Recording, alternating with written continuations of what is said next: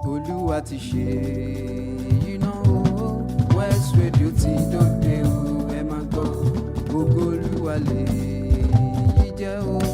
West Radio ti dòde o, ẹ máa gbọ́. 89.3 FM làwa ń gbọ́. West Radio ti dòde o, ẹ máa gbọ́. Lólúyọ̀lé Estate la kalẹ̀ sí. West Radio ti dòde o, ẹ máa gbọ́. Báwọn àgbà ṣe ń gbọ́ bẹ́ẹ̀ lọ́mọdé ń gbọ́. West Radio ti dòde o, ẹ máa gbọ́. Ìlérí Olúwa lè yí jẹ́ o. West Radio ti dòde o, ẹ máa gbọ́. Àṣẹ Olúwa lè yí jẹ́ o. West Radio ti dòde o, ẹ máa gbọ́. Ẹ máa gbọ́ wa gbọ́ wa o. Fúnròyìn àsìkò tó gbójú owó. Fẹ́rẹ̀ ìdárayá lóríṣiríṣi. Kápolówó ọjà ò kájé ó wọgbà. Hosanna ló ní ẹ máa gbọ́ wa gbọ́ wa o. Ẹ máa gbọ́ wa gbọ́ wa. West Radio 89.3 FM àwa ni bàbá. Jàǹgbàlà jùdú ìròyìn àdúmágbẹ̀. Jàǹgbàlà jùdú ìròyìn àdúmágbẹ̀.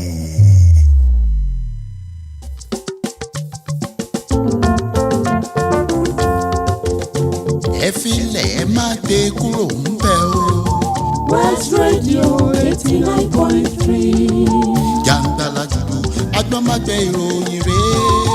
Lórí West Radio 89.3.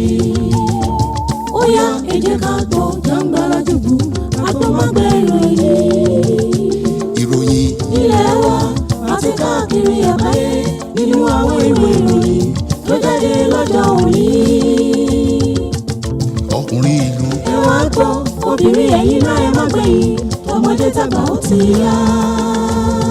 Ẹ bá ń gbọ́dọ̀ yìí o. Jàǹgbàlà Jùbú ìròyìn Àgbọ̀nmágbẹ. Àti fòwúrọ̀ kan ní. Jàǹgbàlà Jùbú ìròyìn Àgbọ̀nmágbẹ. Ọmọ tónítóní. Jàǹgbàlà Jùbú ìròyìn Àgbọ̀nmágbẹ. West Radio lẹ ó ti gbọ́. Jàǹgbàlà Jùbú ìròyìn Àgbọ̀nmágbẹ. 89.3. Jàǹgbàlà Jùbú ìròyìn Àgbọ̀nmágbẹ. Ìròyìn orílẹ̀-èdè wa. Jàǹgbàlà Jùbú ìròyìn Àgbọ̀nmágbẹ. Àti káàkiri àgbáyé. Jàǹgbàlà Jùbú ìròyìn Àgbọ̀nmágbẹ. Ẹ bá ń gbọ́dọ̀ yìí o. Jàǹgbàlà Jùbú ìròyìn Àgbọ̀nmágbẹ. Bóyá ẹ jẹ́ ká jọ gbọ́. Jàǹgbàlà Jùbú ìròyìn Àgbọ̀nmágbẹ.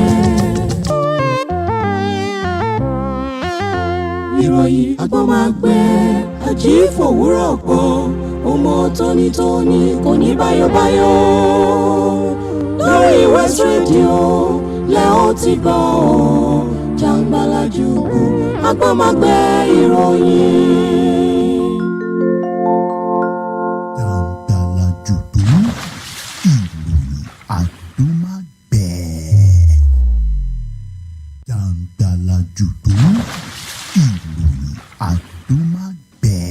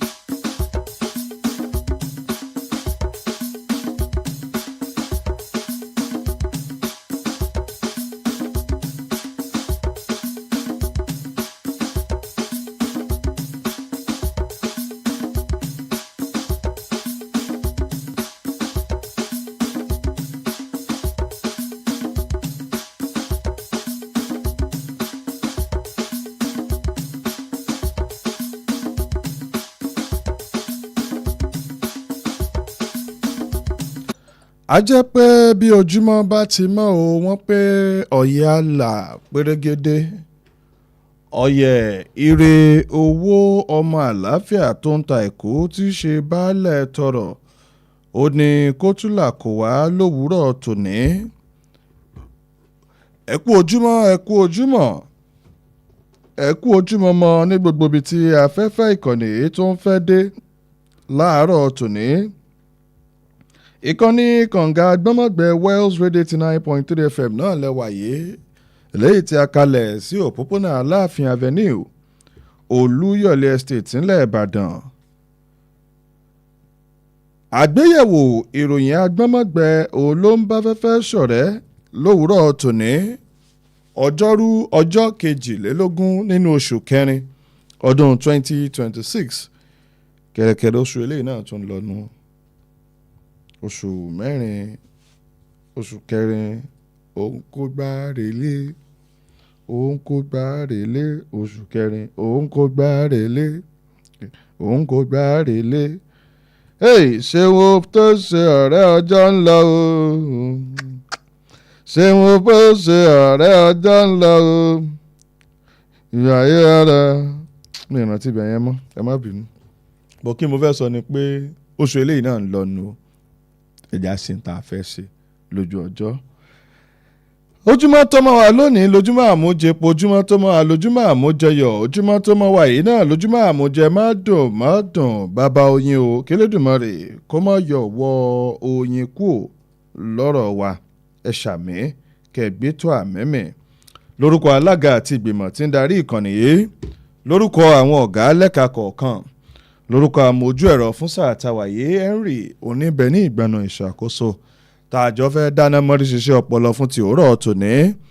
Adédàmọ́lá Olóyèdè ọmọ bàbá olómiyè òun ló kọ tèmi ń jẹ́ o èmi ní ọmọ bàbá olómiyè mo kí yín pé ẹ kú ojúmọ́ ẹ káàárọ̀ ọ̀dẹ̀ ọ̀dùn bí ara ò lè bí ṣàlàáfíà lẹ́wà bí àwa náà ti ṣe wà lóòrọ̀ tòní. tí ní pé kẹ́ ẹ ti wá nǹkan fìdílé àbí kẹ́ ẹ fìdílé nǹkan káàjọ láǹfààní àti fetí gbé ìyàwó àwọn ọ̀rọ̀ tó tún ti jáde sínú àwọn ojoojúmọ́ ilẹ̀ ìwé ìròyìn ojoojúmọ́ ilẹ̀ wa fún ti òwúrọ̀ tòní. a sì pa bìyàbìdún lẹ́yọkọ̀ kejì tí ohun gbogbo yóò ṣe lọ bí a ti kọ̀wé rẹ̀ nígbà bá tásìkò ẹ̀yin ọmọ Nàìjíríà ó ná láǹfààní láti mú kan mú méjì nínú àwọn ọ̀rọ̀ eléyìí tí ń bẹ lójúde wa láàárọ̀ yìí láti inú ìwé ìròyìn The Punch ẹjá ti bẹ̀rẹ̀ torí àwọn ìwé ìròyìn ọ̀hún ṣe kámi láàárọ̀ tòní. Nigerian Tribune kò ṣàìwádìí Vanguard náà wá tó fi mọ́ ìwé ìròyìn Daily Post fún ti òórọ̀ tòní.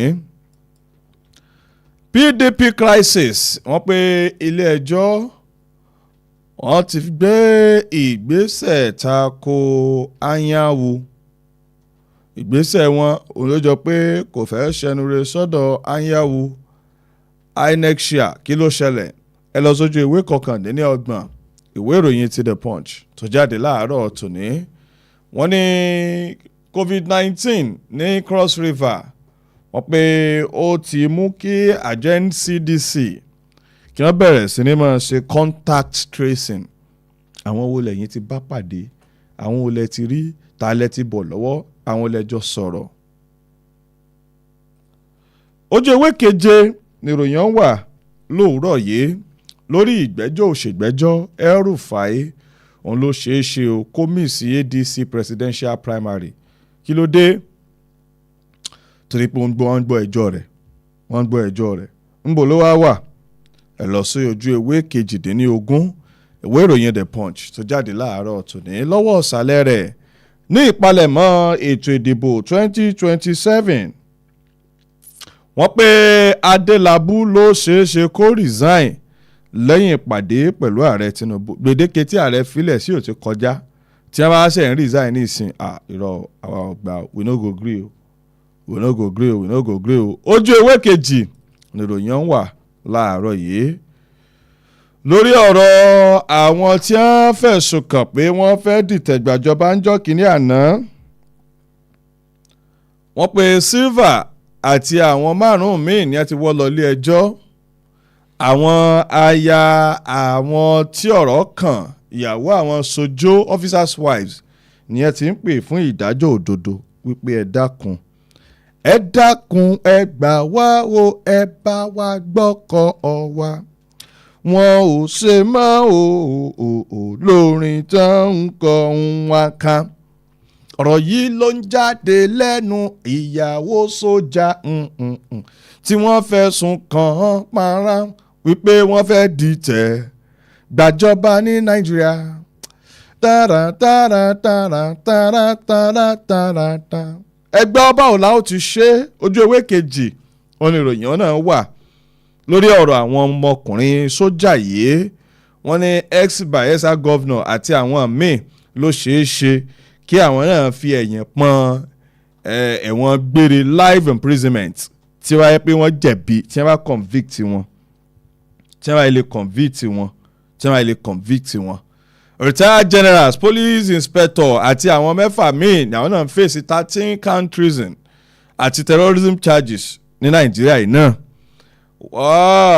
ok sọ́ra yìí ló lélẹ̀ wọ́n pé ọ̀pọ̀ àwọn PDP tó jẹ́ àwọn aṣojúṣòfin wọn òní wọ́n tún dìfẹ́ẹ̀tì lọ sínú ẹgbẹ́ òṣèlú APC àti ADC báyìí wọ́n wá sí ọ̀nà lẹ́nu ẹgbẹ́ òṣèlú PDP kálukú wa ń ya bọ́ọ̀ta kálukú wa ń ṣe kí ni o kálukú wa ń gbé bọ́ọ̀dì bọ́ọ̀ta wípé báyìí kọ́ ni yóò máa rí lọ báyìí kọ́ ni yóò máa rí lọ gbogbo ìṣòro tí a kò dá mi mọ́ gbogbo ìṣòro tí a kò bí mọ́ mi àwọn ìṣòro bíi ká máa ní alága méjì alórúkọ pàtì ni mo fọwọ́ sọ̀yà wípé báyìí kọ̀ọ̀kọ̀ ni yóò máa rí lọ sọ̀fà mi.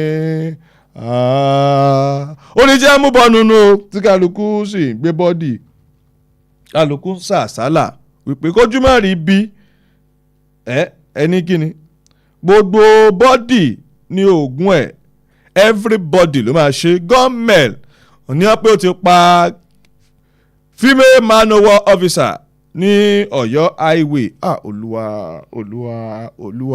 olúwa ojú ewé kẹrin àti ìkarùn èyí wà àbúrò ìváwò ní ẹgbọ́ a ó lọ àpíìlì lẹ́yìn tí appeal court tí a bá fi lè hókè Usman LP chair gẹ́gẹ́ bí alága ẹgbẹ́ òṣèlú Labour Party you get it if you don't get it go back to it ẹ má forget about it. mo ti bọ́ Nigerian Tribune iléeṣẹ́ ọmọ ológun ojú òfurufú NAF Nigerian Air Force ni wọ́n ní air strike wọ́n ní air strike wọn ìsírè ó yìí ti Sambisa ó pa àwọn terrorists is that so? ṣé bẹ́ẹ̀ ni lóòótọ́ ṣé bó ṣe rí nìyẹn tó bá rí bẹ́ẹ̀ ẹ gbà òṣùbà yín rè sára yín òṣùbà yín NAF sára yín òṣùbà yín ẹ̀yin NAF ẹ kú iṣẹ́ o sára yín mọ̀rẹ́ o wọ́n ní pa àwọn terrorists is that so? Hope it is so. If it didn't dey it didn't dey. Ojú ewé kẹrìndínlógún ìwé ìròyìn Nigerian Tribune oníròyìn wà láàárọ̀ tòní. bó ti jẹ́nu no leader can govern without making mistakes. Jonathan ló sọ̀rọ̀ pé adarí kankan ò lè darí láì ṣe pé ó bá ṣe àṣìṣe. Mistakes is part of leading. 100 wisdom ìyẹn tún gbé mi débẹ̀.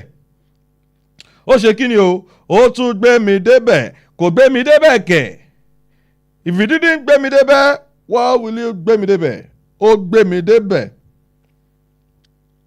ojú ewé kẹta ìwé ìròyìn Nigerian Tribune oníròyìn ló wà láàárọ̀ yìí.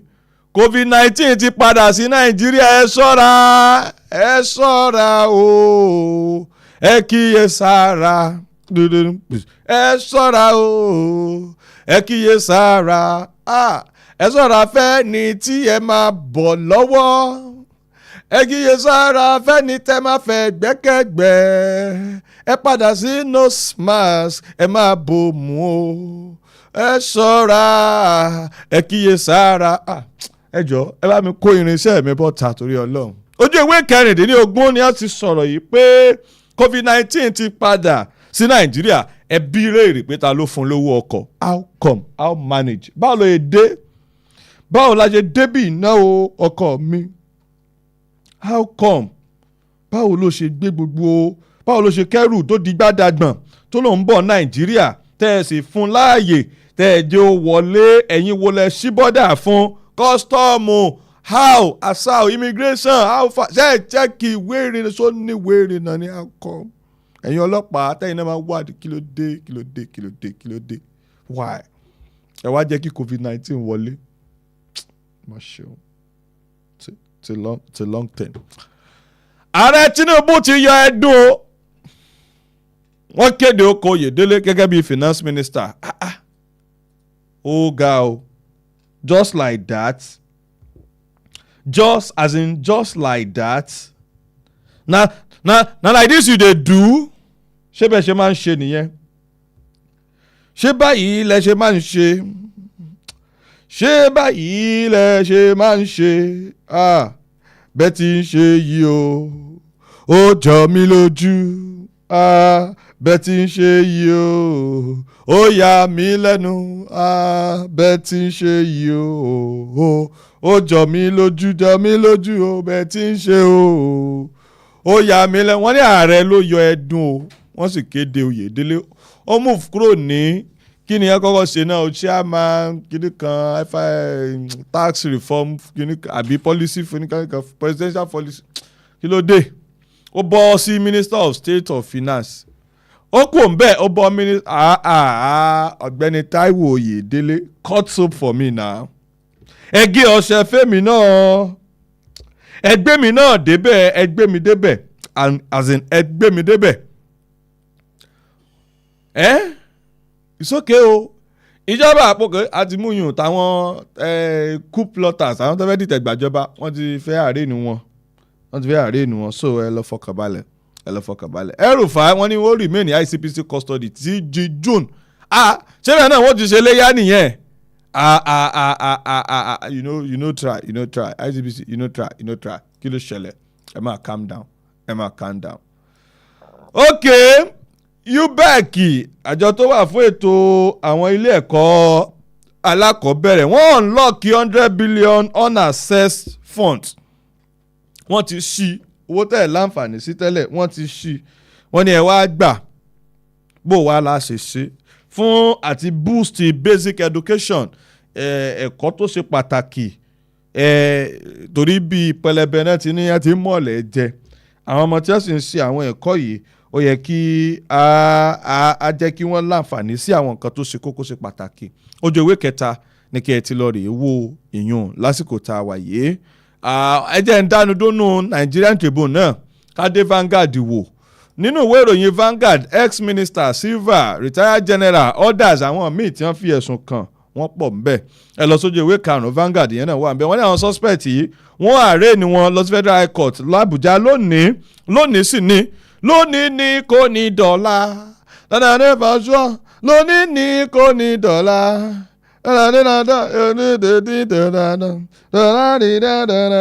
wọ́n ní lónìí ni o a ó pàdé nílé ẹjọ́ níbi tí a kò tí nílé sọ̀rọ̀ lọ́ọ̀yà ni ó sọ adájọ́ yóò dájọ́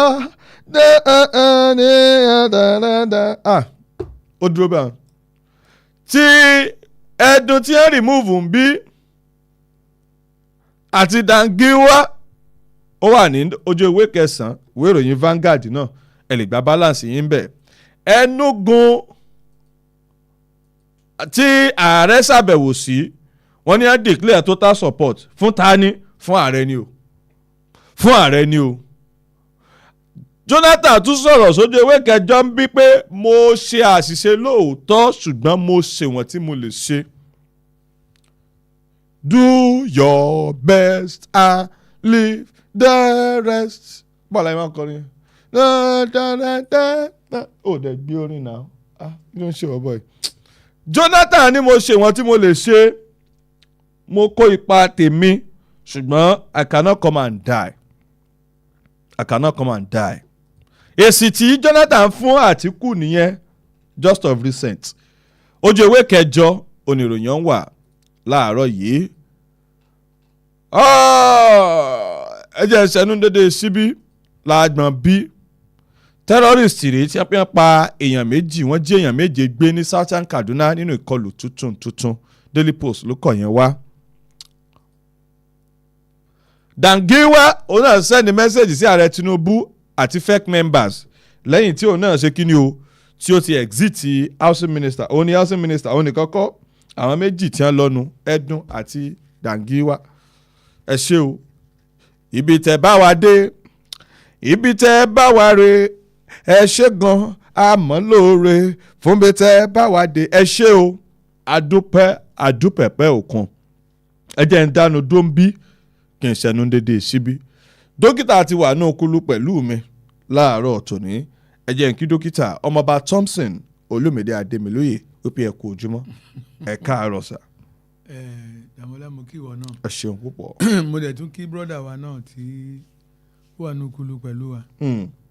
Mo kí gbogbo àwọn èèyàn tó ń ṣiṣẹ́ nílé iṣẹ́ yìí. Agbára ńlá tó jí wa sọ́jọ́ òní láyàtà láfíà. Á jẹ́ ká lò nínú ìtura àti ìrọ̀rùn. Àmín àti àmín. Kí chairman ilé iṣẹ́ yìí. Obìnrin takuntakun. Tó ń ṣiṣẹ́ takuntakun. I greet you ma. Ẹ ṣeun púpọ̀. Mo dúpẹ́ lọ́wọ́ yín nítorí pé iṣẹ́ tẹ̀ ń ṣe kì í ṣe iṣẹ́ kékeré. Kò kéré o. Kì í ṣe iṣẹ́ kékeré. Iṣẹ́ tí a mọ̀ pé àwọn ọkùnrin ló ń ṣe ni. Àwọn ọkùnrin àbóbìnrin mélòó ló ń ṣerú ẹ̀ níbàdàn yìí. Ó sọ kò sí. Kò sí. Àfi tí mi ò bá tún lálẹ́ wù lọ́la ló kù. àfi tí mi ò bá ṣẹ̀ṣẹ̀ tún jáde wá. So mo kí yín máa Ọlọ́run ò ní fi yín sílẹ̀ mọ́. Àmín. Ẹ ṣé gan. Ẹ ṣeun púpọ̀ àdúpẹ́ àmọ́ lóore wọ́n ní kú iṣẹ́ báyìí ló mórí oníṣẹ́ yá. Bẹ́ẹ̀ni. Lágbára Ọlọ́run àmọ̀ rè yín bá. Ní ìtẹ́ ọwọ́ iwájú lóòrọ̀ tòní ẹ̀mọ́kulẹ̀ ẹ̀já dára wa lágara ẹ̀já bọ́ sójú iṣẹ́ nísàn láàárọ̀ yìí ẹ̀já ọkọ̀ ti bi ìkíyèsára ti oní COVID-19 ká ti bẹ̀bẹ̀ rẹ̀ torí a rò pé wọ́n ti gba passport lọ́wọ́ COVID-19 a mọ̀ pé wọ́n wí ọ̀dí ọ̀dà ó tún ti gba passport yẹn padà ó tún ti wọlé sí Nàìjíríà.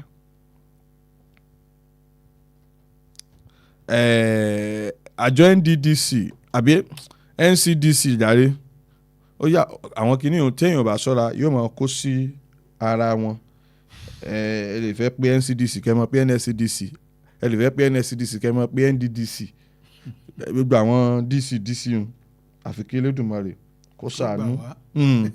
ṣùgbọ́n eléyìí tí ó ọ̀rọ̀ kàn báyìí gangan NCDC Nigeria Center for Disease Control and Prevention tó fi mọ́ ìjọba ìpínlẹ̀ Cross River wọ́n ti kọ̀nfàmù a single case of COVID-19 ní ìpínlẹ̀ wọn tí wọ́n sì wá activate emergency response láti ṣe kíni o láti rí wípé àwọn aráàlú ààbò dájú fún wọn kí wọ́n sì má bẹ̀rù kí wọ́n má bòjò kí wọ́n má bàa lọ sáré mọ́tò kọlù báísíkù ó wà very important. Nínú àtẹ̀jáde tẹ́ síta lọ́jọ́ ìṣẹ́gun Tuesday lálẹ́ àjọ NCDC ṣàlàyé wọ́n fìdí ọ̀rọ̀ múlẹ̀ wípé ẹni tí ọ̀rọ̀ kàn wọ́n ti isolate ẹ̀ báyìí wọ́n sì manage ẹ̀ in line with the national treatment guidelines. ẹ̀yin tẹ́ ẹ̀ bá gbàgbé bẹ́ẹ̀ bá rántí ní ọdún 2019 wọ 2020 tó fi mọ́ 2021 COVID-19 ó bá wa lálejò ní Nàìjíríà a sì àjọ pò díẹ̀ oríṣiríṣi làwọn èèyàn kó jẹ́ ńgbà náà ẹ máa mú eléyìí ẹ máa mú tọ̀hún ẹ máa ṣe léyìí ẹ máa ṣe tìǹ everybody kálukú sà ń ṣe kíni o kálukú sà ń bá ọ̀nà tí yóò gbà tí yóò fi wẹ̀yàn kẹ̀kẹ̀ tí ààbò ó fi dájú ó ní everybody ń ṣe. àmọ́ báyìí bá ti ṣe kẹ́fín tí wọ́n fẹ́ bẹ̀rẹ̀ contact tracing ṣé bá a ti wà yìí ọ̀rọ̀ yẹn dàbí ọ̀rọ̀ owó ni owó tán ná nìbàdàn ní ìsìn láàrin 30 ìṣẹ́jú sí wákàtí kan ó lè ti dẹ́kọ̀. ṣé pẹ̀lú bí kinní náà ṣe rí ẹni téèyàn bọ̀ lọ́wọ́ ẹni téèyàn fẹ̀gbẹ́kẹ̀gbẹ́ pẹ̀lú ẹni téèyàn sín níbi tí ó wà ẹni tí bóyá wọ́n wí ọ̀dí ọ̀dà bóyá àwọn yẹn gan wọ́n ti bẹ̀rẹ̀ sí ní kọ́ńtàtì àwọn míì. kí la ó ti yanjú irú ìṣòro báyìí sí ní Nàìjíríà ṣé òun ló sì jẹ́ pé ètò ìlera Nàìjíríà ẹ̀ka ètò ìlera rẹ̀ àfi kí Olódùmarè ṣàánú. Dókítà ẹ jẹ́ a jọ wo ọ̀rọ̀ ní COVID-19 tó tún ti rápálá wọ Nàìjíríà padà lásìkò yìí. ó ṣe gan eléyìí ni a máa fi mọ̀ bí investigative areas of medical traits ní Nàìjíríà bó ṣe lágbára tó. Now wọ́n ní wọ́n rí confirmed case of COVID-19 in Cross River. So kì í ṣe pé wọ́n ṣẹ̀ṣẹ̀ ń sọ pé wọ́n doubt it is a confirmed case. So now wọ́n wá ń wá bí ẹni yẹn bó ṣe rìn ẹ rí i pé tijọ́ sí from the airport ni. ara kankan ni nígbà náà lọ. So ká tó mọ bí tá a wà ó ti spread. So now the NDDC won't take appropriate steps láti find out ta ló bá rìn ta ló bá sọ̀rọ̀ ta ló lọ wò ta ló everything that should be traced láti make sure pé wọ́n get to the root of the matter, you know, yes, so that we can be sure that we are sure of what we are doing and saying. So all are important. They are taking the right steps and will get the right results. And Cross River State, the government should be up and doing that to make sure they ensure that prerequisite actions are taken to make sure pé kíní yóò spread rẹpẹtẹ bíi ti tẹ́lẹ̀ bíi ti yóò wá dogun lockdown. Yes, tí o tún wá ní jẹ́ kí anybody lè jáde mọ́.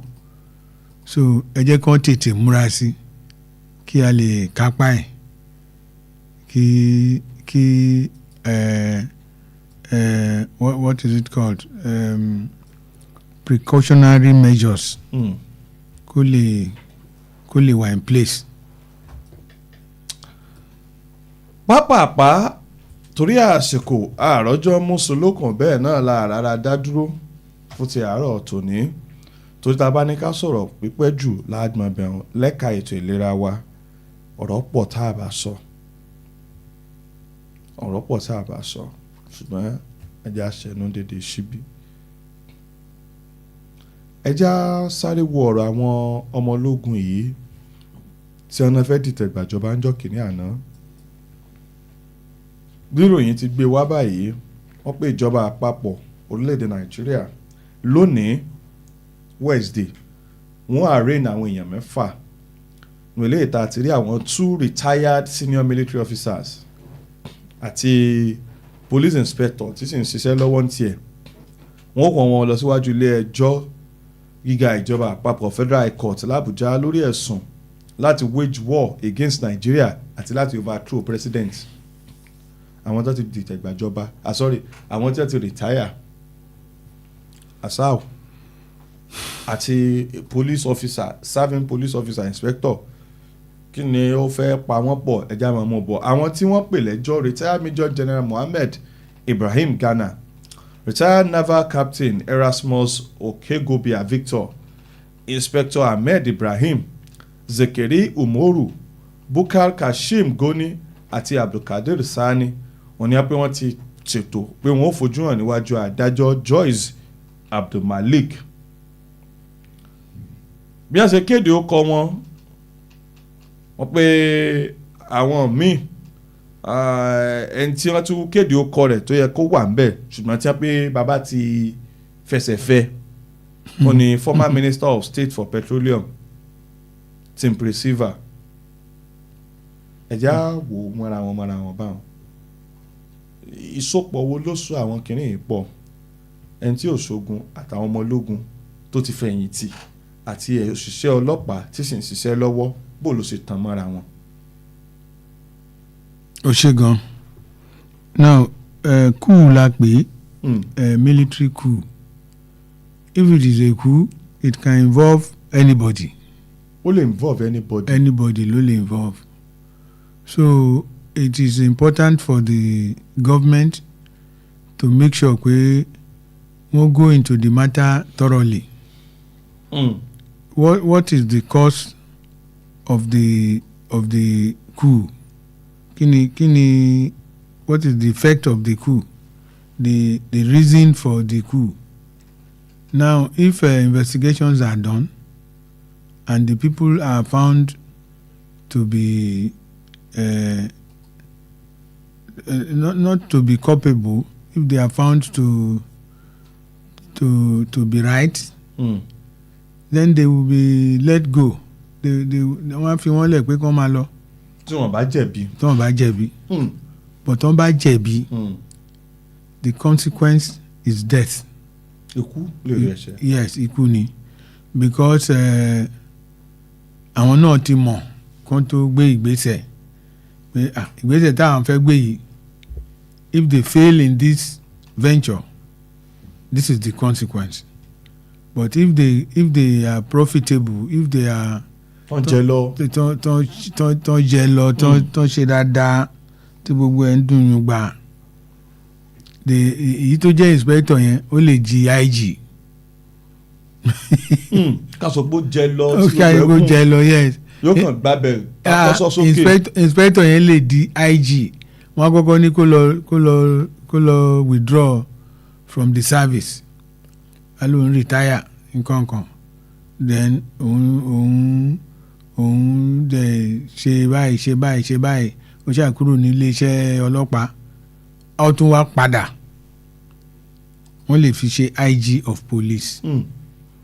So then tẹ́ ẹ bá fi ojú inú wò ó a rí wípé coups are things they are necessary evils. They are things that they are wọn kì í ṣe nǹkan tí àwọn èèyàn ń ronú sí, but they are necessary evils. Coups occur when there are situations in the country or in a country when if there are situations tó jẹ́ pé there are situations that warrant incursions from the military. Pé nǹkan tó ń lọ nílùú yìí kò bọ́ sí. pé kò tọ́. kò tọ́. kò dùn mọ́ àwọn èèyàn nú. no kò dùn mọ́ àwọn èèyàn nú rárá bí nǹkan ṣe ń lọ yìí. Therefore àwa gbé ìgbésẹ̀ láti gba ìjọba so that ara lè tu àwọn èèyàn. So that's the reason for the coups. So if there are reasons for coups and the reasons are genuine, well, the people can be said to be right. They can tell the people pé àwọn gbé ìgbésẹ̀ yìí nítorí pé àwọn rí pé ara ń ní àwọn èèyàn and táwọn èèyàn bá dẹ̀ rí pé yes lóòótọ́ o ara ń ní àwọn èèyàn lóòótọ́ àwa ara so tó bá jẹ́ pé òótọ́ ni government should look at it and grant them the modus operandi pé well ara ní àwọn èèyàn lóòótọ́ o we are also looking into it to see that we can rectify such situations, but ẹ má ṣe irú ẹ̀ mọ́ o tẹ́ bá tún attempt irú ẹ̀ again the consequence is death. But for this one that you have done, we pardon you and we grant you well kí la lè pè náà pardon. pardon wọn. kàn pardon wọn kàn dáríjì wọn kàn fojú fò. kàn jẹ́ kàn máa lọ. But in the consequence that we have found ourselves, actually èmi rò pé wọ́n tiẹ̀ ti bóyá wọ́n tiẹ̀ ti pa wọ́n làwa tiẹ̀ rò nígbà tá a gbọ́ nǹkan kan mọ́ mo ní bóyá wọ́n ti pa wọ́n wọ́n ti pa wọ́n wọn kì í waste time pẹ̀lú àwọn kí ni. irú àwọn eléyìí ní ìsìn àwọn ọ̀pọ̀ wọn ṣe serving military officer àwọn kan wá wà tí wọ́n jẹ́ serving military officer wọn ti sọ̀rọ̀ ń pa irú àwọn eléyìí ní ìsìn. Ní January 2026 iléeṣẹ́ ọmọ ológun ilẹ̀ yìí wọ́n fìdí ọ̀rọ̀ múlẹ̀ wípé nínú ìwádìí kan tí wọ́n ṣe lábẹ́nú ìwádìí ọ̀hún fìdí ọ̀rọ̀ múlẹ̀ wípé èrò kan wà ìpinnu kan wà ìgbésẹ̀ sì wà láti já ìjọba gbà má Ààrẹ Bọ́lá Tinubu lọ́wọ́ Chelsea fẹnu ọ̀rọ̀ kan bí àwọn afurasí tọ́rọ̀ kàn wọ́n fèsì military disciplinary panels. Àwọn mọ̀lẹ́bí àwọn officers tí wọ́n á detain yìí wọ́n ní ẹ ti bẹ̀rẹ̀ sí ní ṣèwọ́de tí wọ́n kàmínú pé ẹ já rí ń tẹ̀ ń sọ ẹ ṣàlàyé fún wa ẹ já gbọ́ látẹnu àwọn èèyàn wọ̀nyí ẹ já gbọ́ ẹjọ́ wọn. Àwọn tọ́rọ̀ kàn wọ́n ka ọkọ̀ wọn ó wà bí Brigadier General M.A. Sadiq, Colonel M.A. Amaji, Lieutenant Colonel S. Bafa, Lieutenant Colonel A.A. Ayatu àti bẹ́ẹ̀ bẹ́ẹ̀ lọ ó kọ̀ wọ́n pọ̀. Wọ́n pe ọ̀rọ̀ tiwọn náà àwọn wọ́n bẹ̀rẹ̀ panel tiwọn náà lónìí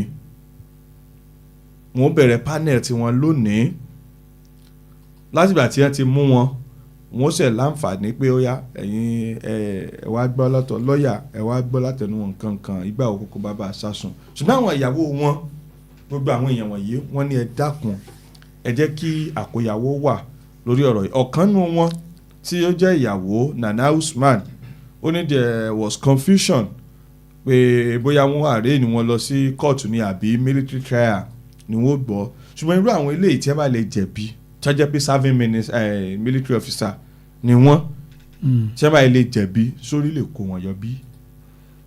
tó bá lè jẹ̀bi and they are serving military officers and they have been found guilty in a coup attempt the consequence is death. Ikú ni o because if they are found guilty of attempt to overthrow the government of the country and the consequence of such an attempt is death penalty. Of course the no government will say àwọn fún wọn ní kò sí ìdáríjì amnesty pardon kò sí nǹkan kan bẹ́ẹ̀ yẹn. Have mercy. Because the president knows that if they had succeeded in carrying out the coup òun ti lọ. àti gbé bàbá rẹ̀ lé. ó ti lọ o because if he was found guilty and they found their way into Aso Rock of course the president is gone. ṣé nǹkan kan ti ṣẹlẹ̀ ní Nàìjíríà between last year sí àsìkò tá a wà yìí tó ti what àbí tó ti fa kí ìdìtẹ̀gbàjọba ó wáyé. ìdìtẹ̀gbàjọba pé kó wáyé. ṣé nǹkan kan ti wàrà ń tẹ̀ láti yà sí ìsìn àbí láti bí ọdún bíi mélòó kan sẹ́yìn. Yes, wàá rí i pé ara ní àwọn èèyàn gan. Ara ní àwọn èèyàn except if you want to say that ṣé ara ti ní àwọn èèyàn dé stage tí wọ́n lè dìtẹ̀ gbàjọba. Yes. pé ọ̀rọ̀ yẹn ti pín méjì báyìí tá a bá sọ ọ̀tọ̀ ni pé ká sọ pé ṣé nǹkan kan ti ṣẹlẹ̀ àbí ọ̀tọ̀ ni ká sọ pé ṣé ara ti ní àwọn èèyàn tó. Ara ti ní àwọn èèyàn tó. ó ti ní àwọn èèyàn tó. Yes. Ara ti ní àwọn èèyàn tó. so àwọn tó wà ní inú iléeṣẹ́ ọmọ ológun yìí sára ní àwọn náà bí ni. Well you will see that àwọn tó ṣe kú yìí they are very very small very small and ó láti jẹ́ wípé these groups of people who attempted to overthrow the government of President Tinubu they are very small. àwọn ọmọ ológun yìí 16 ni wọ́n yàtọ̀ sáwọn oríṣi ọ̀nà méjì náà pín sí àwọn serving officers ọ̀tọ̀ àwọn tí wọ́n fẹ́ kó lọ ilé ẹjọ́ ọ̀tọ̀ nínú àwọn tá a ti rí retired minister kìnnì kan àti police inspector tọ́rọ̀ kan so igun méjì òní wọ́n pín sí ṣùgbọ́n àwọn ọmọ ológun yìí they are 16 in numbers. 16 yes usually àwọn tó ń bá ń ṣe kú wọn kì í pọ̀ rẹpẹtẹ. péréte ni wọn kì í pọ̀ rẹpẹtẹ but those who support ní heart tí ọkàn wọn ó rọ̀ mọ́ táwọn náà ò against ẹ̀ wọn ò against ẹ̀ kó máa lo bẹ́ẹ̀. pé tó bá yọrí sí rere o ẹ má gbàgbé àwa náà o àwa náà support o but tí wọn ò lè sọ̀rọ̀ àwọn yẹn wà ń bẹ̀ so tó bá jẹ́ pé tó bá béèrè lọ́wọ́ àwọn Nigerians pé bí situation ní ṣe rí do you expect a change do you expect a change of government ẹ rí i pé many Nigerians máa sọ pé yes we expected a change of government pé ẹ̀yin náà tẹ́ dẹ̀ ń bọ̀ ń bẹ̀ ẹ wá ṣe wá dáadáa o so if it is true that a coup was being organized to favour Nigerians to get them out of the doldrum, then it is the coup will be welcome. But if it is a coup that is based on what is it, justice, the four corners of the country. We want to take a sample of opinion from the public whether these coups were necessary or not. Anyway, the answer will be yes, because Nigerians have suffered terribly. Yes, they are suffering gone. So to go out now is difficult. To come in is difficult. Everything that one is doing, you are just managing yourself. So you look at this situation where can we get a different government? Can we get a government that will come and say yes, from today petroleum price is so and so, the price of so is so so the everything go reduce pé security kó wá mount on security kó sọ pé òun fún àwọn Boko Haram ní 1 week to get out of this country kó dẹ̀ mobilize àwọn military forces wa ẹ rí i pé there is a difference. dókítà pé ẹ̀yin ọmọ Nàìjíríà ti sọ́fà púpọ̀ wọ́n ní ojú yín ti rí tòtòrò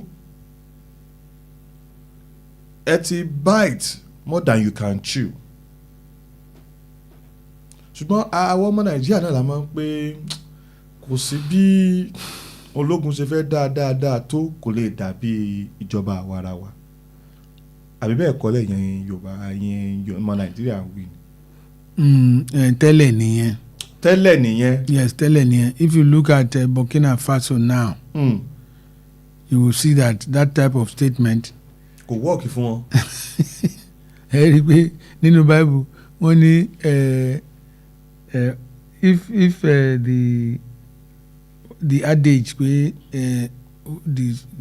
the enemy the kí náà ń pè náà the sins of the grandparents pé àwọn ọmọ ló máa wá jẹ. èyí bàbá jẹ èso àjàrà èyí wá ń kan ọmọ bí a ó béèrè ẹ̀ṣẹ̀ bàbá lọ́wọ́ àwọn ọmọ láti ìran kìíní dé ìran kẹrin so you will see that such an adage nígbà tó dé level kan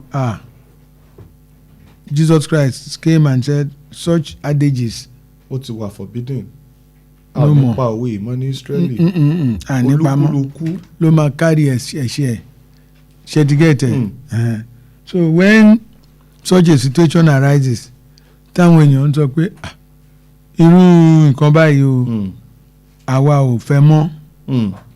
This is exactly what we want.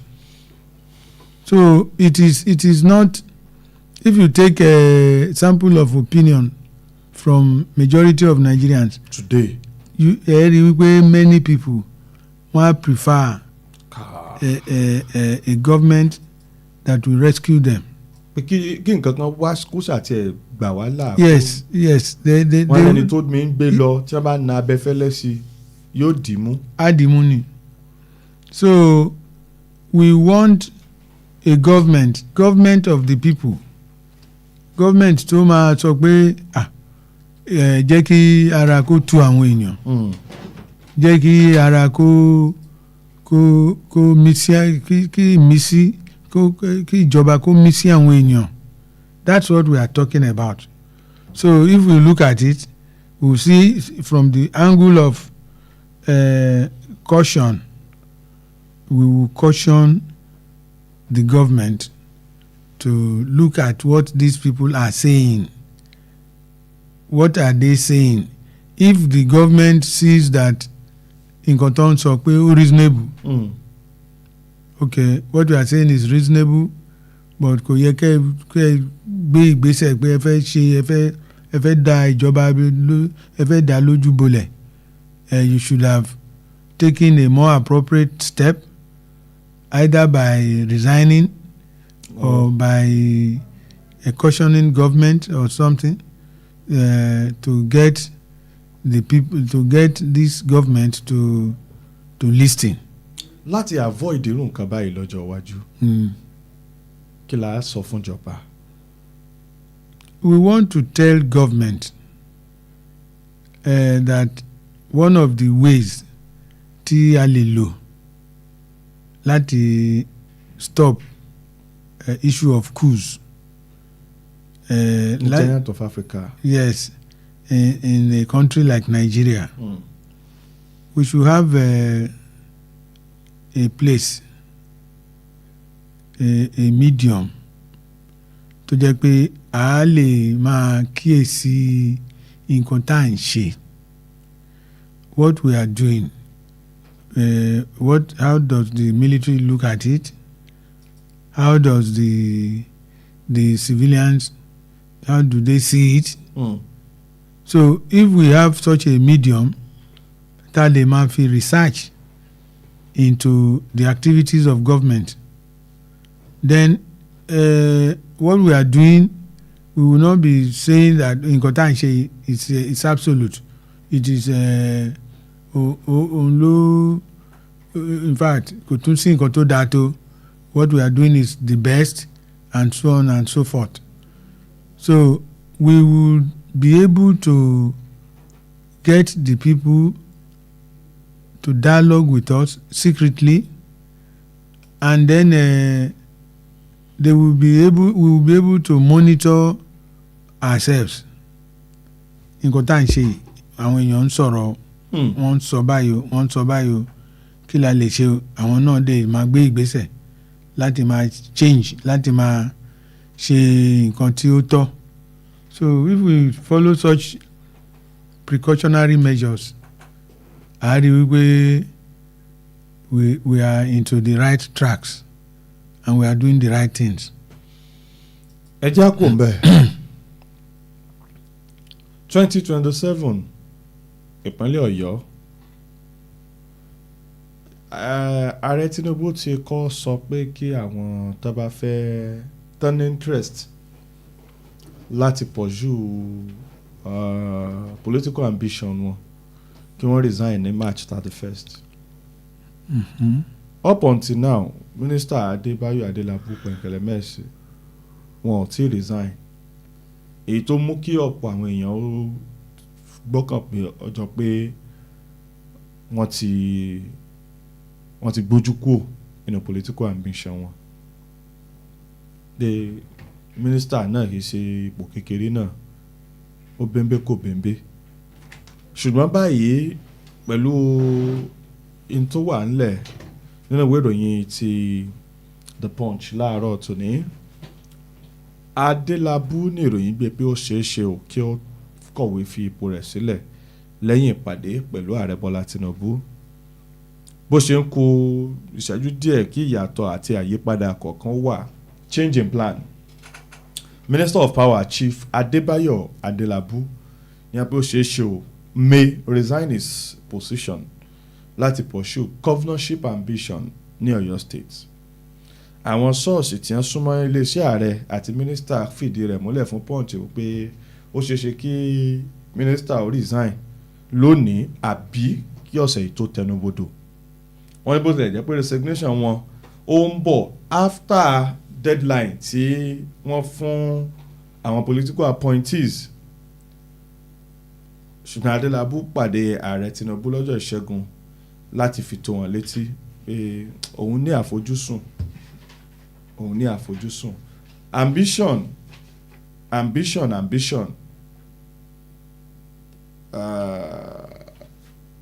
Ó ti kọ́kọ́ ń sojú pé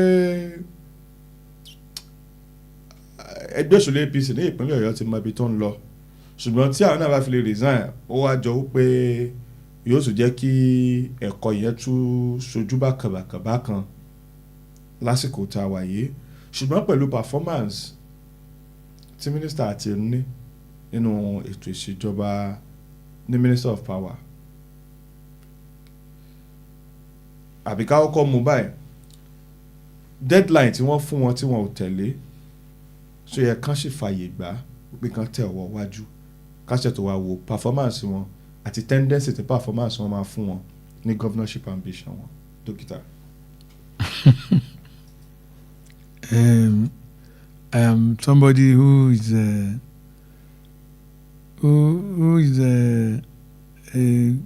good follower of Adélábù. And tẹ̀jẹ́ olólùfẹ́ wọn. Yes, because of my love for the father and the fact that I also studied the track record of the Adélabus. So I think that I will ardently support wípé kí Adélábù kó lè nurse private ambition to become the governor of Oyo State. But having looked at the events in Oyo State and the performance of the outgoing governor of the state, his government, I think that anybody tó bá fẹ́ aspire to be the governor of Oyo State must have some things to put down tó jẹ́ pé ó máa lè tackle nǹkan tí the outgoing governor tó ń ṣe lọ́wọ́. So if you look at that and your question was kí ni mo feel about the fact pé wọ́n ti fún wọn ní deadline. Yes, if you have been given some deadline and some people complied and they resigned, and you still stayed on. At that time he said he has consulted his kí ló ń pè wọ́n àwọn political godfather. Yes, and that they said it was not right for him to resign. Pé ó dàbẹ̀ ni pé kò ṣojú mímu pé ó better fún kó stay síbẹ̀ than pé kó sọ pé òun fẹ́ resign pé nǹkan táwọn ń rí ń ta kò ṣẹnu re. So he said based on his consultation with his field or ground men, it was not reasonable for him to resign. So and we agreed, and I said, well, that was a good decision. What they told him was the correct thing. But if it's now turning around to say, I want to pursue my political ambition, nobody can stop him. You can let him come out and come and try his luck in that area. So ẹ jẹ́ kó jẹ́ kó jáde kó wá try luck ẹ̀. Kó jẹ́ kó jáde. Kó wá try luck. Yes, let him come out. Even lẹ́yìn tán ti deadline lójúmọ́. Yes, even after truncating the deadline, he can come out. He can still come out. The president cannot say that he cannot. So he can come out. Let him come out, and then let's see how far he goes. Káwo bí ó ṣe lọ. Bẹ́ẹ̀ni o. Ok, ẹ jẹ́ àti ẹ̀wọ̀ wájú láti bí Daily Post. Ẹ jẹ́ à lọ sínú ọ̀rọ̀ mínísítà tí wọ́n fi ọwọ́ òsì júwe lé fún. Ààrẹ Bọ́lá Tinubu tí wọ́n yọ bàbá Wálé Ẹ̀dùn gẹ́gẹ́ bí Minister of Finance tí wọ́n sì rọ́pò wọn pẹ̀lú Táíwò Oyèdélé lọ́jọ́ Ìṣẹ́gun Tuesday àná. Wọ́n ló ti ọ̀rọ̀ yẹn ti rí bákan lójú àwọn èèyàn káàkiri agbègbè pàápàá jùlọ lórí ètò ọrọ̀ ajé orílẹ̀-èdè Nàìjíríà. Ìròyìn gbé wípé ìfọwọ́síjúwelé fúnni fún Ẹ̀dùn àti mínísítà tó wà ní agbọn ètò ilégbèé àti ìdàgbàsókè ìgbèríko Ahmed Muda Dangiwa. Òní á kéde látọwọ́ ẹni tí ṣe akọ̀wé ìjọba àpapọ̀ Senator George Akume nínú àtẹ̀jáde kan. Ẹ̀dùn ni wọ́n direct pé kó handover fún Oyèdélé nígbà tí wọ́n ní kí Dangiwa handover fún Mutaka Rabi Dama ẹni tí wọ́n nominate gẹ́gẹ́ bí minister designate. Àwa lè sọ pé àwọn wọ̀nyí ò ṣiṣẹ́ tó àbí kí ni a ó rí tí ẹni tí wọ́n pé kó gbaṣẹ́ ní Minister of Finance wọ́n bẹ̀rẹ̀ gẹ́gẹ́ bí chairman fún policy reform lórí ọ̀rọ̀ tax presidential tax reform kìnnìkan committee lẹ́nu bí tán fi gba Minister of State for Finance tí ju bí oṣù mélòó kan lọ ní ìṣe wọn ti ní ká hand over fún wọn automatically kan bá ṣe lọ. Bàbá Ẹ̀dùn ṣeré látìgbà tí wọ́n jọ bẹ̀rẹ̀ pẹ̀lú ìṣèjọba tí ń bẹ lóde. Ṣètò ọrọ̀ ajé náà ni ò ṣẹnu re àbí wọn ò kápá rẹ̀ àbí wọn ò kájú rẹ̀ ṣe fi wá di pé kí a máa lọ rí rọ́kúnlé lásìkò yìí. Wọ́n ti ẹ̀ jírọ́ wọn àbí wọn rọ́pò wọn àbí ìpè àwọn ọmọ orílẹ̀-èdè Nàìjíríà náà láyẹn pé ẹni tí ò bá ti ṣe dáadáa inú àwọn mínísítà yín ẹ̀ lé wọn. Sóun láà sọ pé ààrẹ tẹ̀lé ni àbí inú ààrẹ níta ààrẹ ṣe. Well, èmi fi hàn pé tinú ààrẹ ni ààrẹ ń ṣe. Yes, because èmi ò mọ nǹkan tí Minister for Finance tó lè ṣe láti improve the financial status of the country. If you look at the financial status of the country, ẹ rí wípé ó ti collapse. Ó ti collapse. And anybody tó bá ń sọ pé the financial minister òun ni cause of the collapse system, the fellow will be lying.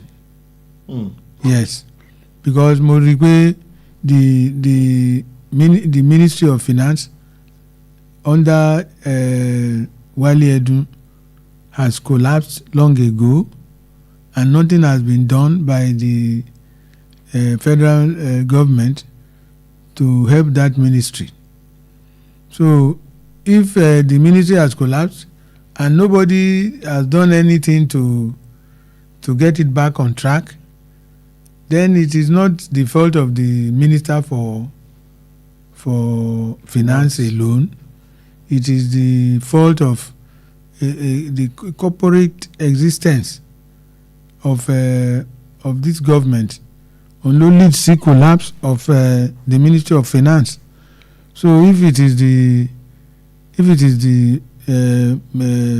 mindset of one man ló jẹ́ kí Ministry of Finance go collapse, then it is wrong. It is very wrong.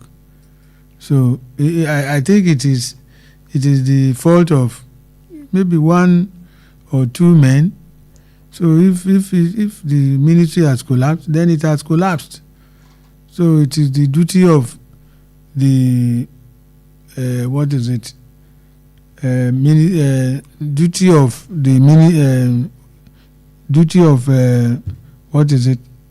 the government to ensure that ministry does not collapse. So if it has collapsed and we don't know what to do about it, then you can sack everybody, sack the Minister for Finance, sack the CBN governor, you sack everybody who are connected. Ministry need to collapse. Therefore, everybody relating to that ministry must go. So it is just that, and that is what we are seeing.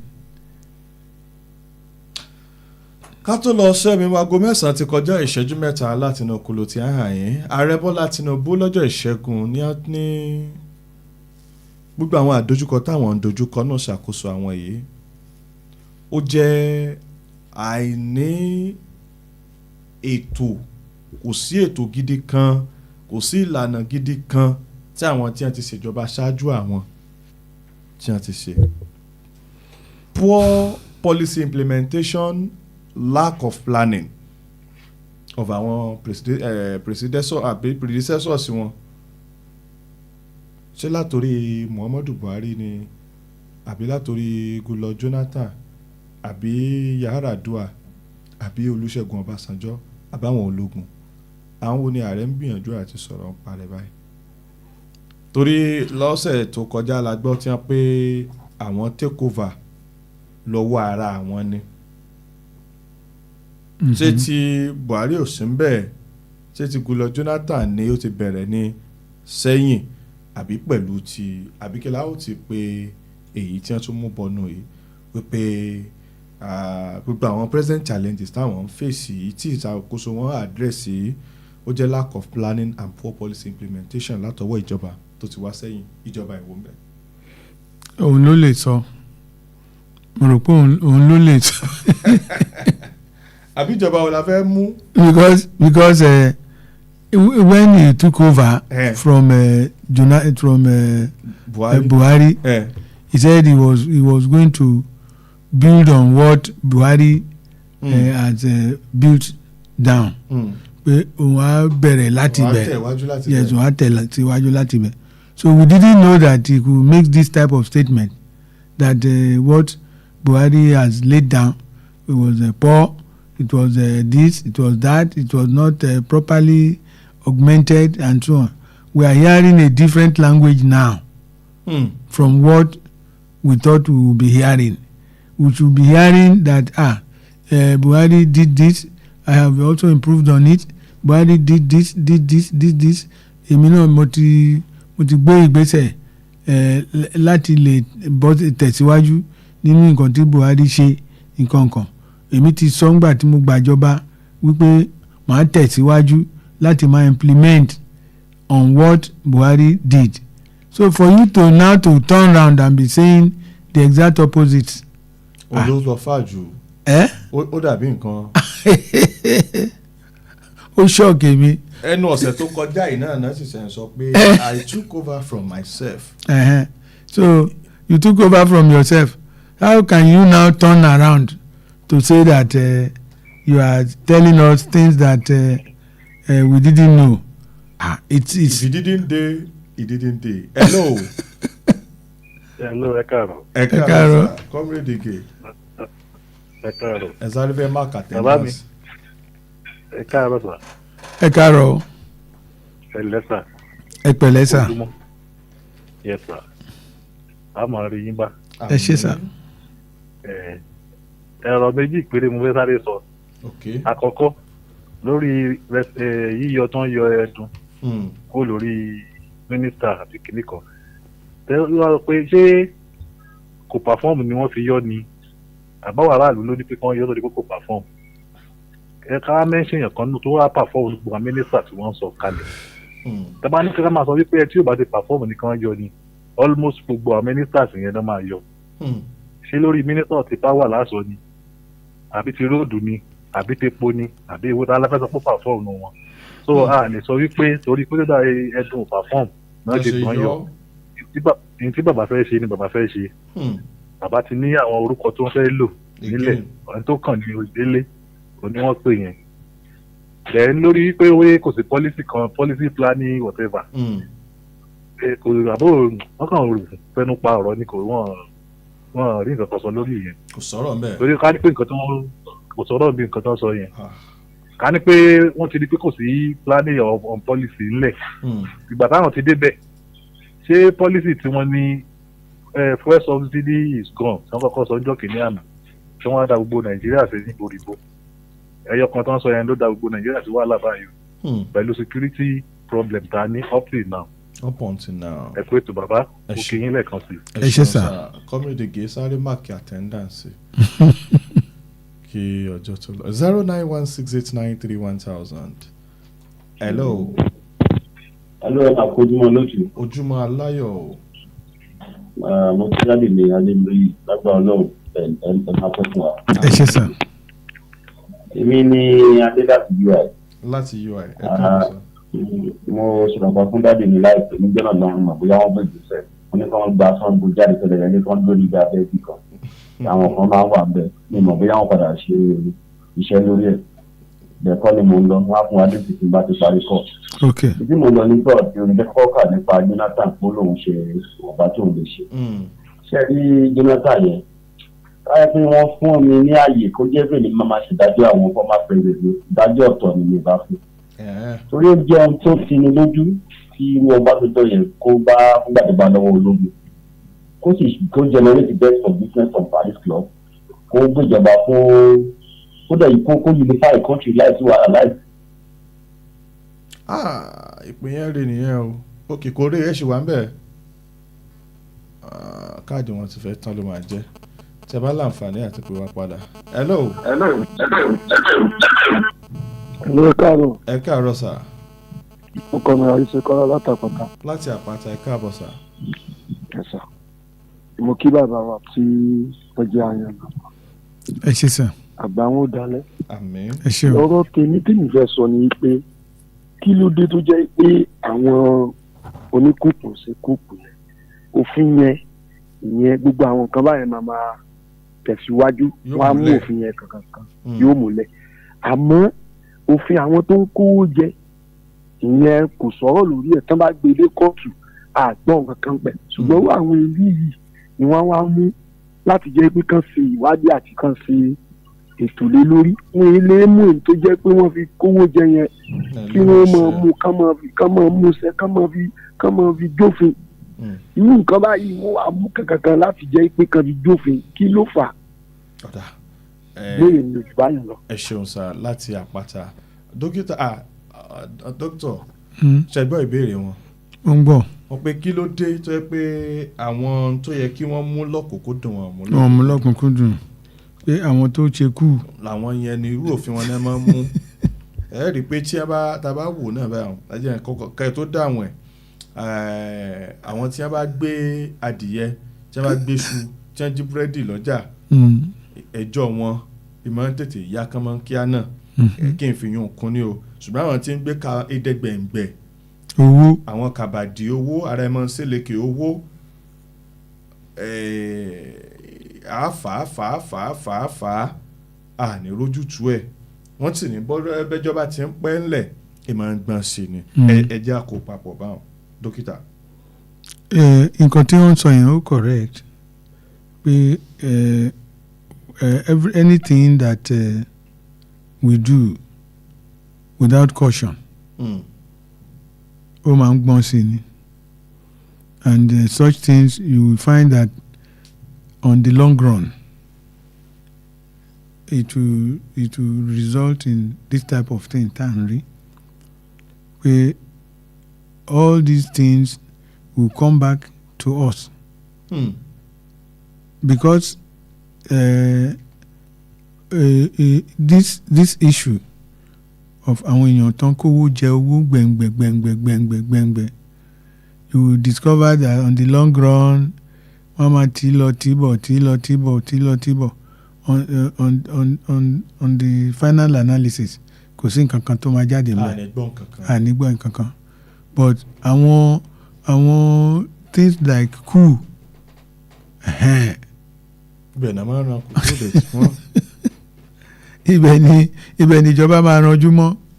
So what we will be saying is that on the long run, as civilization grows and as people's intellect begins to get challenged, then we will begin to see wípé what we were looking at before kò ní rí bẹ́ẹ̀ mọ́.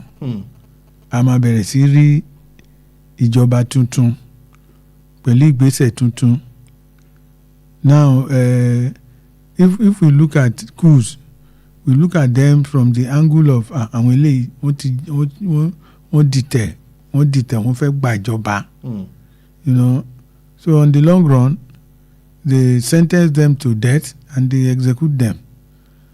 But it will come to a level tó jẹ́ pé àwọn èèyàn máa sọ pé àwọn people yìí ẹ jẹ́ ká fún wọn ní fair trial, ẹ jẹ́ ká gbọ́ nǹkan tán tiẹ̀ fẹ́ sọ ná. later ó lè padà ṣẹlẹ̀ bẹ́ẹ̀.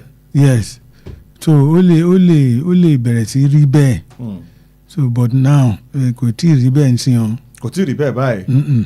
kéèyàn kan má dán wò tán bá dán wò. adùn tán ni o. hello. ẹ káàárọ̀ sà. ẹ kú ojúmọ́ sà o. Àyìnà Bọ́lárin ọ̀làdì púpọ̀ látàpẹ́tà àrólà. ẹ káàbọ̀ sà. ó yẹ kẹ́yìn náà gbọ́ yìí báyìí. ẹ ṣe sà. ìlọsibọ̀ lọ́rẹ́ mi. ẹ ṣe sà. adẹ̀kù sẹ́ẹ̀lì. ẹ ṣeun. ní pápá àpáta ṣe ń pápá ká má bàa fara pa. lórí tí mi mínísítà fétò ìṣúná tí ààrẹ ní pé kó tó ṣe tó kò yẹ kó yà wá níbi Ọlọ́run jẹ́ kó rẹ̀ wá. àmín. ìgbà tí ètò ọrọ̀ ajé lábẹ́ ìṣàkóso wọn kádìm ọdún mẹ́ta tó ti lulẹ̀ mọ́ wọn lọ́wọ́. ẹgbà pé mínísítà náà lulẹ̀ àwọn gan lulẹ̀ náà ìyẹn bẹ́ẹ̀ yẹn lápá àlàáfíà apá ọ̀tún rẹ̀ ni wípé ààrẹ bọ́ síta ó sọ fún wa wípé àfojúsùn àwọn pé owó táwọn máa pa sínú kótó ọba ní 2025 pé nínú oṣù kẹjọ 2025 lówó ti pé lẹ́yìn ìgbà táàrẹ sọ̀rọ̀ bẹ́ẹ̀ tán ìwọ wa bọ́ ọ̀tọ̀ wa sọ pé ohun táàrẹ sọ kò rí bẹ́ẹ̀ ó túmọ̀ sí pé ààrẹ ń parọ́ tó gbọ́dọ̀ bá ṣe gbọ́ lábẹ́nú kó fún gbọ́dọ̀ láàfíà àgbọ̀ pé ètò ìlera bàbá yẹn ó mì lọ́rùn ó mì lẹ́sẹ̀ wọn ní kó kọ́ kú ẹlọ́ṣẹ́ mi àkù mo tún bá Báyọ̀dé Labúdúpẹ́ rùn torí pé mò ń rí náà lọ sọ dáadáa ní ṣọ́ọ̀bù àti nínú ilé mi mo gbọ́ pé díje dupò inú mi dùn kó tètè múra sí ẹlọ́ṣẹ́ mi àkù àjọ dìbò tí ń bọ̀ ni. àmín àmín àmín àti àmín ẹ ṣeun sà.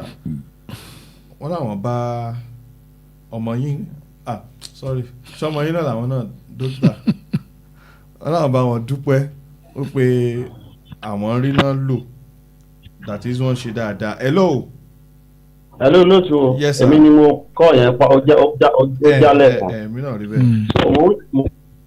mo ń ṣàlàyé wípé tírú Ọbásanjọ́ yẹn bá gbàjọba lọ́wọ́ ìjọba ológun tó sì tó bá gbogbo nǹkan tó ti dàrú tẹ́lẹ̀ tó tò dé lẹ́rù tó tò dé yẹn tó tún wá wò pé kò ń gbéjọba fún Yar'Adua ó tún bá àwọn militant ń dà lóru ó fún wọn ní amnesty ó bá owó epo ní price tí ò dá padà by 10 naira ó sì tún ṣe electoral reform yẹn ló pé irú àwọn Buhari Tinubu ìwọlé ibi tó bá ti ka ìbò ibi tó bá ti dìbò wọn wá kà lójú ẹ̀ so kí irú Jonathan yẹn PhD holder kó wá jẹ́ pé Buhari tí ò ní láti pé. kí ló ń ṣojú òpó yẹn. ó ṣe wà ń bẹ̀. ojú òpó yẹn kí ló ṣe Henry wọ́n dẹ̀ ń sọ̀rọ̀ kan tó wà very very important. ọ̀rọ̀ yẹn wà important ọ̀rọ̀ yẹn wà very very important. ẹ jọ màá fẹ́ kẹ́ ẹ tún wá pè sá. hello.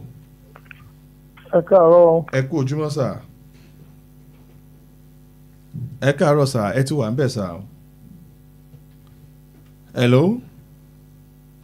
olúwa bá ogun èṣù wí lórí nẹ́tíwọ́ọ̀kì 09168931000 tàbí 09153334893. hello.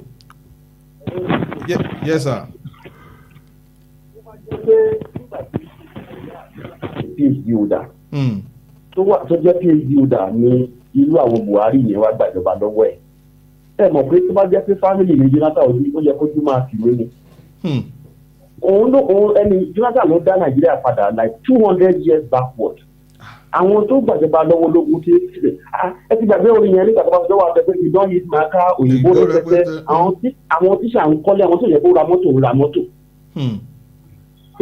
nǹkan ń lọ déédéé ṣùgbọ́n kó wá jẹ́ pé irú àwọn ilé ni wọ́n wá gbàjọba lọ́wọ́ ẹ̀ kó tó jẹ́ kó ṣe tó kàwé irú àwọn ilé ló wá gbàjọba lọ́wọ́ wọn nǹkan tí ò dáa ni ní ṣe kan tó mójú mo lótú kò ní bàjẹ́ fún mi. ẹ ṣeun sá.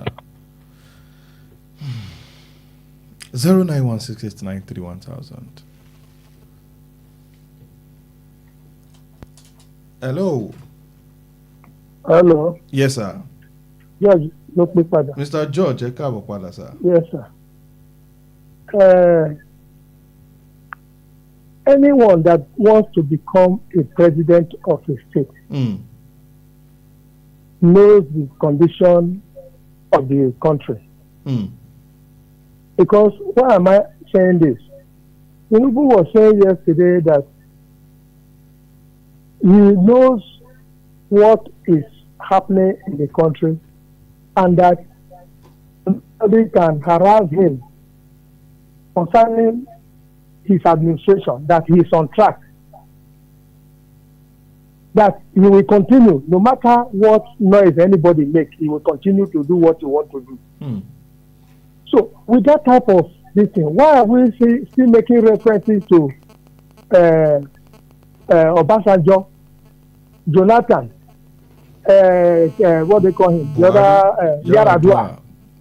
After all these years, since he knew all what happened during that time, and he has been working towards becoming the president, there is no right for us to be referring to those people again, because what he wants to do, he knows the problem that is on ground. He's supposed to be solving the problem. Today, there is no problem. There is none of them that he has solved. Everybody shouts. So he has no right to make reference to the state of the country before he came in there. You came in there to solve a problem that is already existing. This is what we want him to do. Look at the man that he removed as finance minister now. The one that took over, I was watching him on the television in the night, and he was just smiling. He didn't know, for now, he's smiling or he's rejoicing. The failure of the previous minister for finance is waiting for him. Let him go there and solve the problem. I am thinking that maybe Edu is not even allowing the president to take more loans. Maybe that is the reason why he's removing him there. Because he has kept him for a very long time. So that is my own contribution this morning. Thank you so much, sir. Mr. George from Ologunmeru. Hello. Emma Taro. Yes, sir.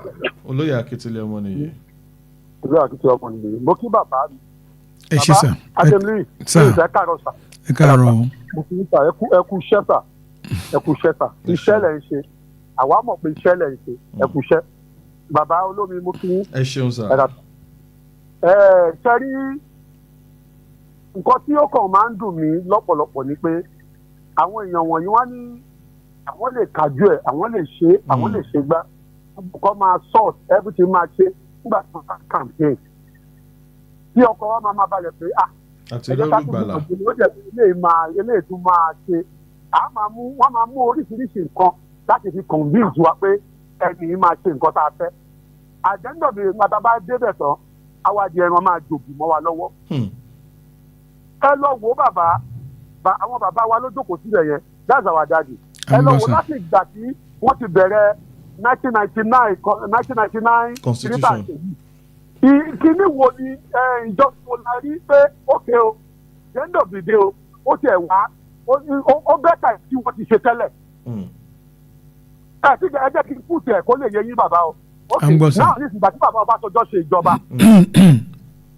ó dẹ̀ pé àwọn kọ̀ọ̀kan wà tá a tún complain lé lórí bí ní bàbá yóò ṣe dáadáa bàbá nígbà tá a gbé kíní wọ́n tẹ̀ bá àwọn àtẹ̀gbọ́ pé Yar'Adua ò pẹ́ fine nígbà tí bàbá Jonathan Madebe ẹ̀ṣẹ̀ la tún complain. àwọn afọdún yẹn ọdún. Buhari wà bẹ́ẹ̀ gbogbo ẹ̀ ó polúkú musu. ìgbà tí bàbá ti wá ìtàn ní ilẹ̀kẹ̀ káfí ilẹ̀kẹ̀ di kíní tí bàbá ilẹ̀kẹ̀ náà ti dé ìsì ẹ̀sùn wo nǹkan tó ń ṣẹlẹ̀. ìdí nìyẹn tẹ̀mí sọ wípé èmi kò gbọ́dọ̀ pé ìlú ó ti tóbi jù fún wọn láti gọ́bà. ọgbà wà lẹ́kọ̀ọ́ tí mo rí mò ń sọ bó ṣe rí sí mi lèmi ṣe sọ yìí. ẹ bá jẹ́ sí pé kò wọ́ọ̀sì bá ṣe ń ṣe yìí ẹ jẹ́ kí a lọ ká lo sísẹ́mù míì. láti gbọ́dọ̀ sẹ́yìn tí nǹkan bá ti wọ́ọ̀kì fún wa tàdé ń ṣe bó ṣe ń ṣe tàdé ń ṣe yìí ókè sí a sọ pé ìjọba ológun ò da ìjọba ológun ò da ìjọba alágbádá ló da ẹ jọ sà nínú gbogbo ètò tí ń ṣe yìí èwo ló dá bẹ̀ báyìí láti lọ́kọ̀ ti ṣe ẹ̀kọ́ ètò ẹ jẹ́ ká ronú ẹ jẹ́ ká ronú ẹ jẹ́ ká ronú ẹ jẹ́ ká ronú ẹ̀kọ́ ètò kò ní báyìí bàbá mo kí yín o àbáyé adalẹ́. ẹnìkan sọ kinní kan ní àná ni mo ṣé wọ́n sọ àbí mo kà á wípé téèyàn bá fẹ́ di ààrẹ orílẹ̀-èdè Nàìjíríà kó ṣáà ti ní school cert pé if you have a school cert you are qualified to be a president of this country but téèyàn bá fẹ́ gba iṣẹ́ tí ó máa gba 70k tó yẹ pé 70,000 lówó iṣẹ́ rẹ̀ owó oṣù rẹ̀ ìgbà yẹn náà máa sọ fún pé ó gbọ́dọ̀ ti ní BSc ó gbọ́dọ̀ ní HND with minimum of 2 point kìíní kan and 5 years experience. àmọ́ èèyàn fẹ́ gọ́vàn odidi orílẹ̀-èdè wọ́n sọ pé school cert ó lè ní tó bá ti ní school cert ó ní problem. ṣó wàá papọ̀ bẹ́ẹ̀ yẹn èwo ló yẹ kí wọ́n fi school ṣe ẹni tó fẹ́ gba 70k àbẹ̀ tó fẹ́ gọ́vàn orílẹ̀-èdè ló yẹ ká mọ̀ nípa ẹni tó ní PhD ẹni tó jẹ́ professor ẹni tó ní masters ẹni tó ti ka ìwé àbí ṣó papọ̀ mọ́ra wọn. ṣé rí ẹni tó bá fẹ́ rule orílẹ̀-èdè Nàìjíríà ẹ jẹ́ kí ó jẹ́ minimum qualification ó yẹ kó jẹ́ HND kí ni mo ń sọ. OND. No kó jẹ́ ẹni tó ní BSc. It should be somebody who has a BSc degree. Now from there you can now begin at least BSc. o tiẹ̀ wá ní rárá o kà rárá. At least BSc. báwo la ṣe máa sọ pé ẹni tó máa govern kó jẹ́ pé school cert ni minimum. You cannot talk about school cert. As a minimum for OND, you to govern. HND you cannot. ẹni tó wá fẹ́ gbaṣẹ́ 70,000. ẹni kí yẹn lọ mú. kó gbọ́dọ̀ ní BSc minimum of 2.1 àbí 2.2 àbí ọ̀nà ṣe máa ń lò. You want to embarrass the president if the president has school cert. tẹ̀wálẹ̀ tó fẹ́ gbaṣẹ́ 70,000 kó ní 5 years experience kó ní masters. àyà ẹ̀ màmá já even when he wants to address a press conference and he. Hello sir. Mr. Bọ́lá ni. Yes sir ẹ káàbọ̀ sir. mo kí èèyàn ní olóyè ọmọ nìyí. kókó kan tí mo dì mú náà ọ̀rọ̀ wọn lóòótọ́ ìjọba ológun ò dáa ṣùgbọ́n abalabọ́ ni ìjọba ológun ò ti dáa ìjọba ológun ò dáa ṣùgbọ́n a rí ohun tó ṣẹlẹ̀ lórílẹ̀‐èdè Burkina Faso ọmọkùnrin ni kí nìkan táráàlú fẹ́ ṣé kò ṣe fún wọn ni tó rìn láàrin ọmọ orílẹ̀‐èdè rẹ̀ tí ò sì ṣe bóyá pé àwọn kan gbébọn wọn dúró lẹ́gbẹ̀ẹ́ dúró lọ́sì wọ́n dẹ̀ gbádùn ilé ayé wọn kí lè á sí bí ká lè gbádùn ilé ayé náà lọ́lọ́ba ṣe dá sí ilé ayé ẹ máa bẹ́ẹ̀ tó mọ̀ jàre. ẹ ṣeun sir. Ọmọdé Adékúnlé, the worsening economic situation in Nigeria from the high cost of living to the struggling economy, this appears to be a result of deliberate policy choices by the APC-led government. The imposition of over 50% tax on essential materials like cement, along with budgeting the exchange rate at 1,500 naira per dollar, raises serious concerns about policies that continue to place heavy burdens on ordinary Nigerians. That's a message that of Ọmọdé Adékúnlé. Peter Olúwaṣeun Adélùsì Good morning to you, sir. Why our leaders are so wicked? They are killing people every day. Now they are afraid of coup. Adéwùmí Adékaz mo rí àtẹ̀jíṣẹ́ yín wọ́n pé a kú ojúmọ́ ẹ kú ìròyìn Ọlọ́run yóò bá wa tún orílẹ̀-èdè Nàìjíríà ṣe àmín láti New Garage. Ṣé mo lè gba ìpè kankan sí báyìí ká tó máa lọ? Nígbà tá a bá ní orílẹ̀-èdè tí ààrẹ rẹ̀ minimum tó lè fi wọlé school start. Tàwa ní ẹni tí ó fẹ́ gba iṣẹ́ 70k 100k 110 150 200 ó gbọ́dọ̀ ti ní 5 years experience. Ọmọ tó jáde school ní last year bó ló ti fẹ́ rí 5 years experience. Àwọn iléeṣẹ́ kan náà wà tẹ́bí wọ́n fẹ́ gbàyàn wọ́n máa fi òtélé age pé not more than 24 25 26. So ẹni tó jáde tí ò tètè ríṣẹ́ àbí tí school fi strike delay rẹ̀ báwo ló ṣe fẹ́ ríṣẹ́? Ẹja lọlé oníyanṣẹ́ ọlọ́bẹ̀ ṣe dókítà ẹ̀kọ́ àtótónu látàárọ̀ amọ̀rìyìn bá láṣẹ Èdùmàrè. Ẹ ṣé gan. Ọláníkẹ́ pàdé àwọn akin akẹgbẹ́ wa mi dókítà ẹ fẹ́ bá ọmọ yín sọ̀rọ̀ àbí kò ní ìdìmọ̀ lẹ́nu. Ojú ọ̀nà yín. Ọmọ mi ojú ọ̀nà wa. Òjò ti ń rọ̀ àbí. Òjò ti ń rọ̀ o má jẹ́ kí àwọn èèyàn àdúgbò yẹn kàn ní ó dẹ̀ bọ́ ọmọ ẹ̀ sọ̀rọ̀ ọmọ ẹ̀ ò dẹ̀ gbọ́ o. bó kí wọ́n gbọ́rọ̀ sí yín lẹ́nu. Ẹ jọ̀ọ́ ọmọ mi jọ̀ọ́ tètè sáré sí iṣẹ́ yẹn.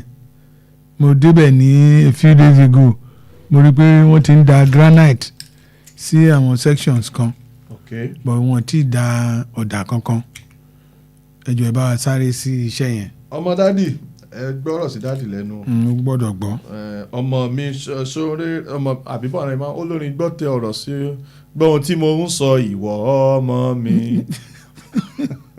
torí mo jìyà púpọ̀ kí n tó bí ẹ mo bí ẹ tán ìyà yìí pélékè gbọ́ ohun tí o ń sọ ìwọ ẹjẹ́ àlọ́lé dókítà ẹ̀ṣẹ̀ ẹ̀kọ́ àti ẹ̀ṣẹ̀ gan ni àbọ̀rì yìí bá láṣẹ dùn mọ́. ẹ̀ṣẹ̀.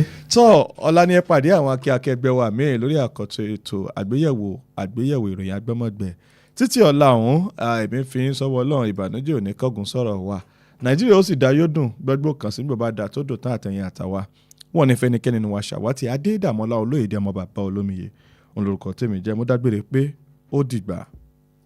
West Radio 89.3 FM ìkànnì kànga gbọ́mọgbẹ́ a ti ṣèlérí láti máa mú àwọn